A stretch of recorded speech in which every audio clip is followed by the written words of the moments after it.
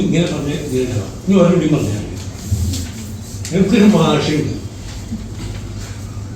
മാഷ് ഞങ്ങൾക്ക് വളരെ നല്ല സുഹൃത്താട്ടോ. മാഷ് ഒരു ദിവസം ഞങ്ങൾക്ക് ഒരുമിച്ച് മക്കളൊക്കെ പറഞ്ഞ് കൂടി പല കഥകളൊക്കെ പറഞ്ഞു പിരിയുമ്പോൾ 10 മണിയായിട്ടുണ്ട്. പിറ്റേ ദിവസം വിളിച്ചു മാസം നേരം വിളിച്ചോ പലവരാളും വെളുക്കുന്നതിന് മുമ്പ് മാസം വിളിച്ചു. രവിയെ ഞാൻ്റെ മാഷ എൻ്റെ മാഷ നേരം വിളിച്ചപ്പോൾ നമ്മൾ ഇന്നലെ കണ്ടിട്ട് ഞാൻ വീട്ടിൽ വന്നിട്ട് നോക്കിയപ്പോഴേ നമ്മുടെ തള്ള വടിയേരാണ്. തള്ള പറ്റി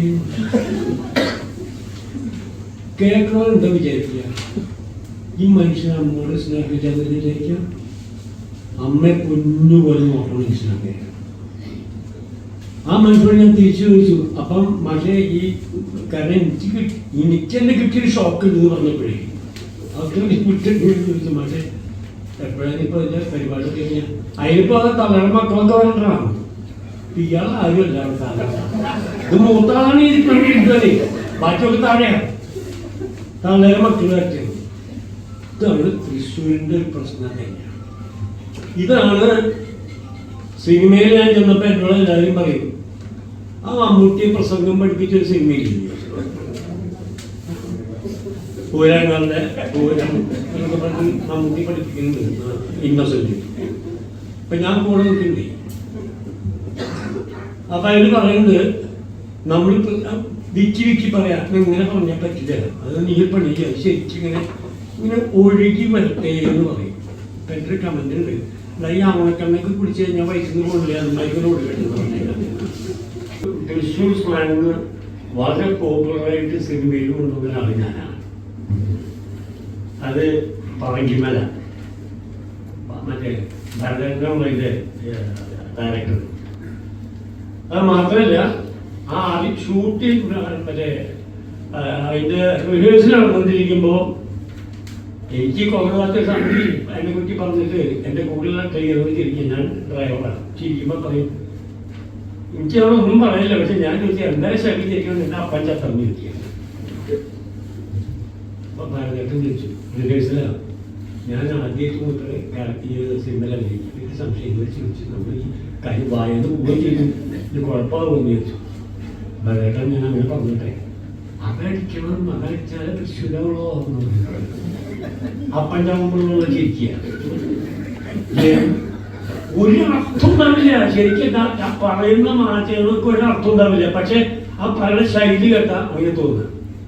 അതെ മഴയൊക്കെ പെയ്ത് റോഡാകെ ക്ലീനായി ഇഷ്ടം അങ്ങനെ പറയാം. റോഡാകെ ക്ലീനായി ഒരു എഡ്യൂക്കേഷനില്ല. എന്താ അർത്ഥം? ഒരർത്ഥമില്ല. ശരി നിങ്ങൾ ആദ്യം നോക്കിയ അർത്ഥമില്ല. കാര്യം മനസ്സിലാക്കി കഴിച്ചുള്ളൂ. കാര്യം മനസ്സിലാവാൻ ഭാഷ അത് മതി. തൃശ്ശൂർ ഭാഷയെ പോലെ ഒരു ഭാഷ ലോകത്തിൽ കിട്ടിയിട്ടുണ്ടാവില്ല. ഞാന് ഈ ജപ്പാനിൽ പോയ സിനിമ ഉണ്ടല്ലോ, ആ സിനിമയിൽ അഭിനയിക്കാൻ കൊണ്ട് ഉദ്ദേശിച്ചിരുന്ന ആള് നെടുമുടി വേണു തന്നെയാണ്. പക്ഷെ നെടുമുടി വേണു എന്താ വെച്ചാൽ വേറൊരു സിനിമയ്ക്ക് മറ്റേ വത്തിക്കാരൻ പോയി.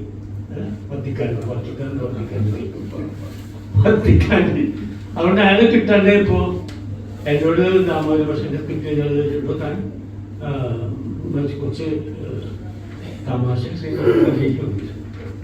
ഇതൊന്നും പക്ഷെ തന്നു അപ്പൊ ചെയ്യാൻ കൊടുക്കുന്നത്.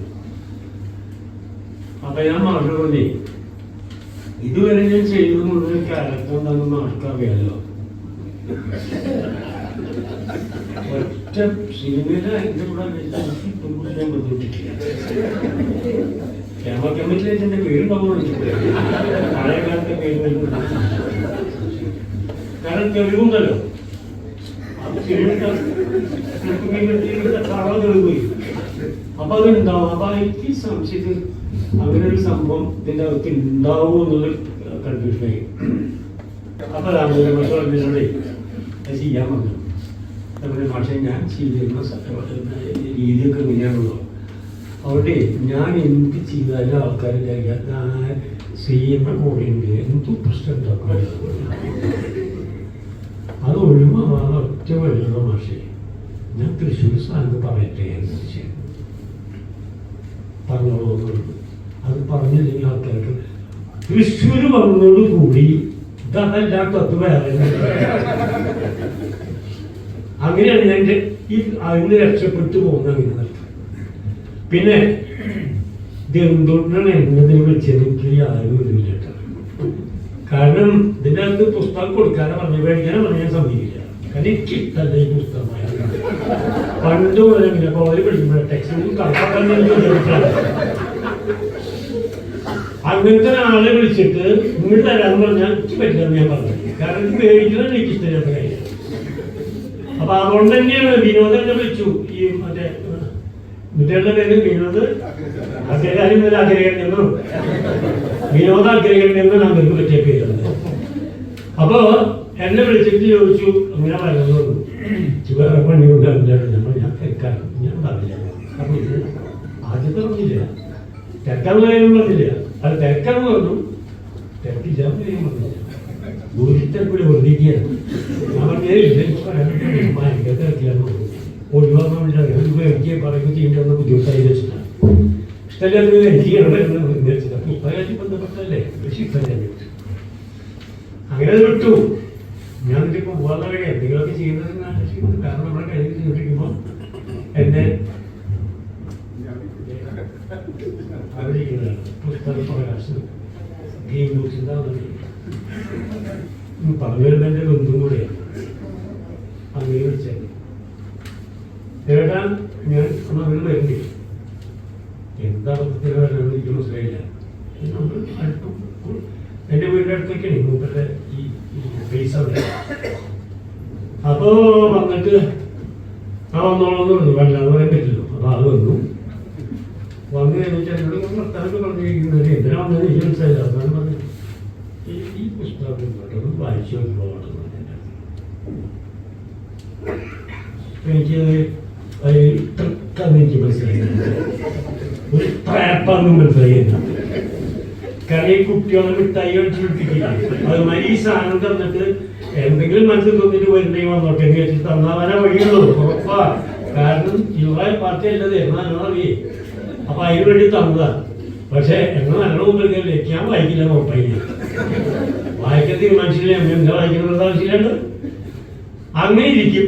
അങ്ങനെ അതും കഴിഞ്ഞ് രണ്ടാമത്തെ പ്രാവശ്യം വന്നിട്ട് ഞാൻ പുള്ളിനെ വിളിച്ചില്ല. കാരണം ഇതുമ്മ വല്ലതും കിട്ടുമെങ്കിൽ കിട്ടാൻ ഇതൊന്നും സംസാരിച്ചതിന്റെ ഗുണം പോയില്ല. അതിനെ വന്നു തോന്നില്ല. അതും കഴിഞ്ഞു. അപ്പൊ ഞാൻ പോവില്ലെന്ന് ഉറപ്പിച്ചിരിക്കുന്നത്, വരില്ലെന്ന് ഉറപ്പിച്ചിരിക്കുക. അപ്പതേ വന്നിരുന്നത് വേറെ ഇയാൾക്കൊരു പ്രശ്നമുണ്ടേ. ഇയാള് എന്തെങ്കിലും ഒരു കാര്യം പറയാം കട്ടിയായിട്ട് പറ്റില്ല എന്ന് പറഞ്ഞു കഴിഞ്ഞാൽ അപ്പഴ് നേരം മുളഞ്ഞു. അവിടെ ചെല്ലുമ്പോ അവിടെ ആൾ പറയും ഇങ്ങോട്ട് വരണ്ട, അദ്ദേഹം വരേണ്ട സമയത്ത് തിരിച്ചു നോക്കണം പറയും. മുളയ്ക്കുന്ന മനസ്സിലല്ലേ ഇവിടെ വന്ന് തിരിച്ചു കൊണ്ടിട്ടാണ്.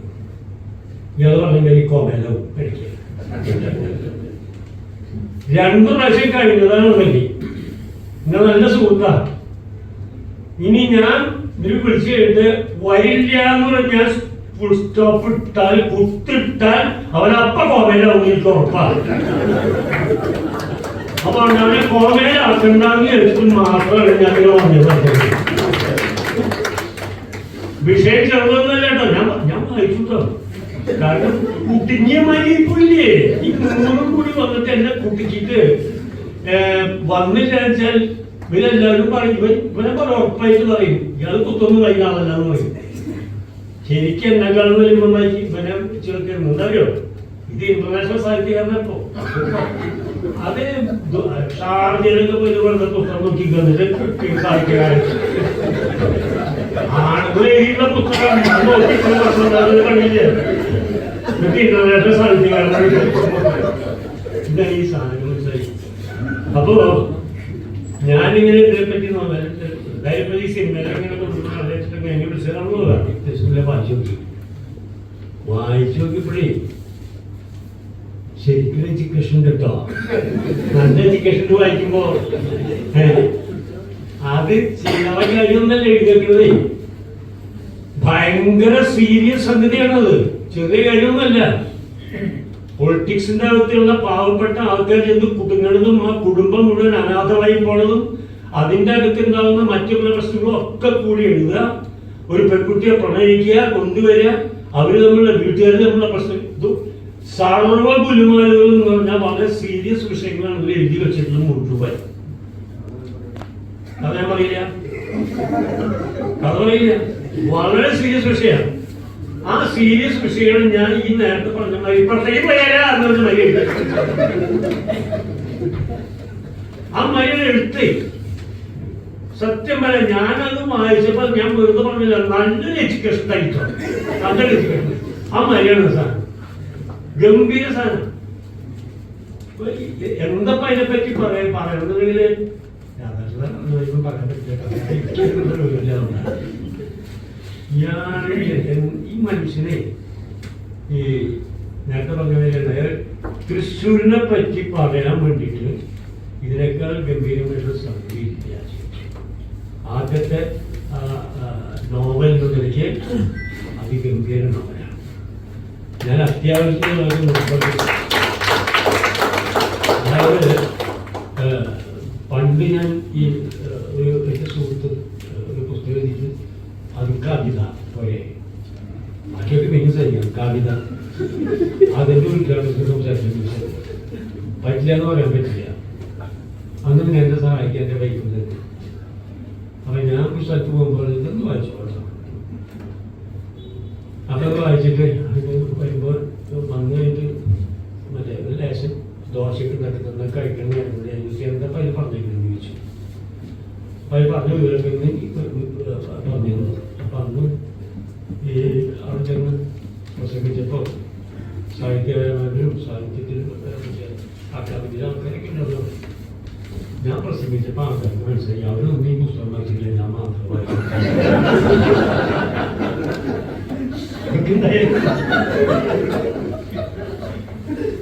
അതെന്തായാലും ആ പുസ്തകത്തിന്റെ അകത്ത് എഴുതിയ സംഗതി എന്ന് പറഞ്ഞു കഴിഞ്ഞാല് സബ്ജക്ട് വളരെ സീരിയസ് ആയിട്ട് സബ്ജക്ട്. ആ സീരിയസ് ആയിട്ട് ആ എഴുതിയ സാധനം മുഴുവൻ അതുപോലെ എഴുതി കഴിഞ്ഞു കഴിഞ്ഞാൽ എനിക്ക് ഭംഗി തോന്നില്ല. എനിക്ക് പലപ്പോഴും തോന്നിയില്ല, ഞാൻ ചിലതൊക്കെ പണ്ട് വായിച്ചുകൊണ്ട് എനിക്ക് ചിലപ്പോൾ ഈ VK-നെ എടുത്തൊക്കെ ചിലപ്പോൾ VK-നെ കുറിച്ച് നമ്മൾ പല ആൾക്കാരെ എടുത്ത് പറയും. VK എന്ന് പറയുമ്പോൾ ആൾക്കാർ തിരിക്കും. കാരണം ആ ചിരിയിലൂടെയാണ് കുട്ടികളൊക്കെ തിരിക്കുന്നത്. ഏറ്റവും നല്ല മാർഗം ചിരിയിലൂടെ തന്നെ വളരെ ലൈറ്റായിട്ട് ഈ ആൾക്കാർക്ക് കൊടുക്കാൻ വായിക്കുന്നത് കൊടുത്തു കഴിഞ്ഞാൽ എല്ലാവരും അത് വായിച്ച് ആസ്വദിക്കുന്നത്. ആ മാർഗം അന്തസ്സായിട്ട് ഈ കുട്ടികളെ ഉപയോഗിച്ചിരിക്കുന്നതാണ്. അതായത് ഞാൻ അതിനെപ്പറ്റി കൂടുതലൊന്നും പറയുന്നില്ല, കാരണം വിവരമില്ലാത്തതുകൊണ്ടാണ്. അതിനെപ്പറ്റി പറയാൻ അറിയുന്നത് സാധിക്കല്ലേ കാര്യങ്ങളൊക്കെ.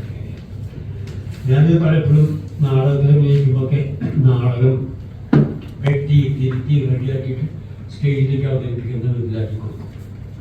കുറേ എനിക്ക് തോന്നി ഇതൊക്കെ ഇങ്ങനെ ചെയ്യാതെ ഇന്റർനെറ്റ് എഴുതിക്കൂടെ, പാനിയും കള്ളാസത്തും കഴിഞ്ഞിട്ട് ഒരു വരി ഒരു വരി എഴുതാൻ പറ്റണ്ടേ. അപ്പൊ എന്തായാലും ഞാൻ ഇനി അദ്ദേഹം സംസാരിച്ചു കഴിഞ്ഞാൽ ബോറാവും. അതിന് മുമ്പ് അദ്ദേഹത്തിനോട് ഇത്തരത്തിലുള്ള ഒരു പുസ്തകം, ആ ലാംഗ്വേജ്, തൃശ്ശൂർ സ്ലാങ്, അതായത് തൃശ്ശൂർ സ്ലാങ് സിനിമയിൽ കൊണ്ടുവന്ന് ചിരി വേണമെങ്കിൽ തൃശ്ശൂർ സ്ലാങ് പുസ്തകത്തിൽ കൊണ്ടുവന്നത് നമ്മുടെ അദ്ദേഹത്തിന് എല്ലാവിധ ആശംസകളും പ്രതീക്ഷിച്ചുകൊണ്ട് താങ്ക് യു.